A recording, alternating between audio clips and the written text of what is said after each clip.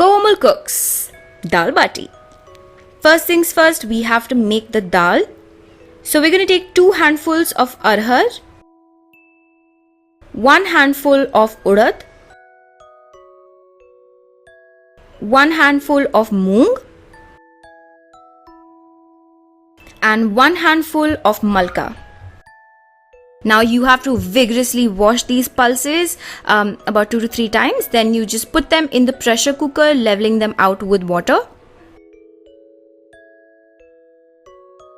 And then we're going to be burning it up.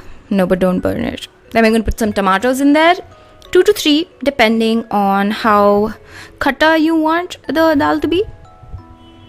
Then putting some haldi, some salt, according to your taste really. Just put the lid on and we are going to be pressure cookerizing it. Then taking some ghee or oil, whichever you prefer. We are first going to be putting some jeera because we're making the tadka now.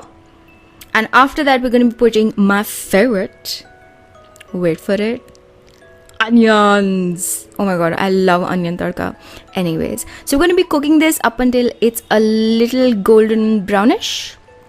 Don't overcook it, you don't want that. Then I have taken 4 cups of wheat flour. I was making a lot of dal batis. And 1 cup of suji. I'm going to mix the suji in the atta. Then I'm going to put in a little bit of ajwain. You could take 1 tablespoon or teaspoon, depending on your taste. And then a little bit of salt. Not a lot, a little. Then is the decision time if you want to put a little bit of ghee or a lot of ghee. If you put a lot of ghee, it's just going to be softer, but I can't put a lot of ghee, so I've just put about 2 tablespoons of ghee. We are just going to crush the ghee a little bit so that it mixes in the flour, and after this we're going to make a tiny well and we are going to be filling it up with water.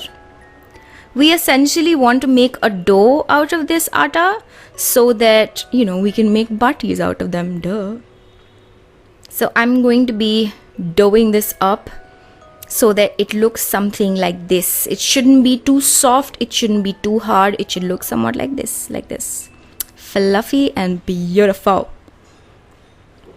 I'm actually using this gas tandoor that I just bought. It's so cool, guys. Take a handful of dough and roll it out like this, and then you have to put an impression in with your thumb like so. This will basically help you in deciding if it's cooked or not.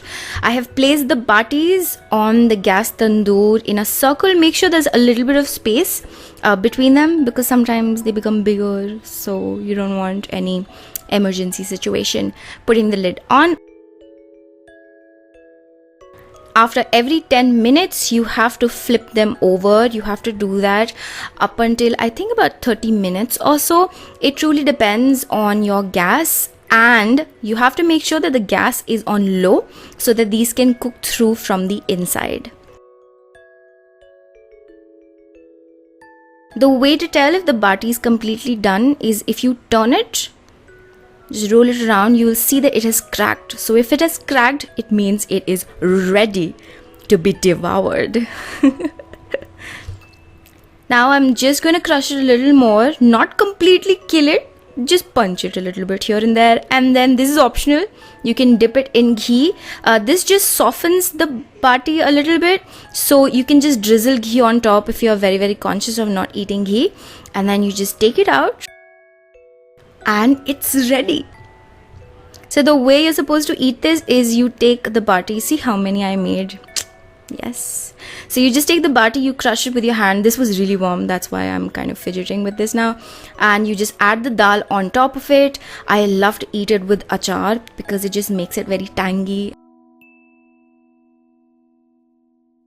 And that's it. I hope you guys like this video, and if you did, then subscribe. Bye.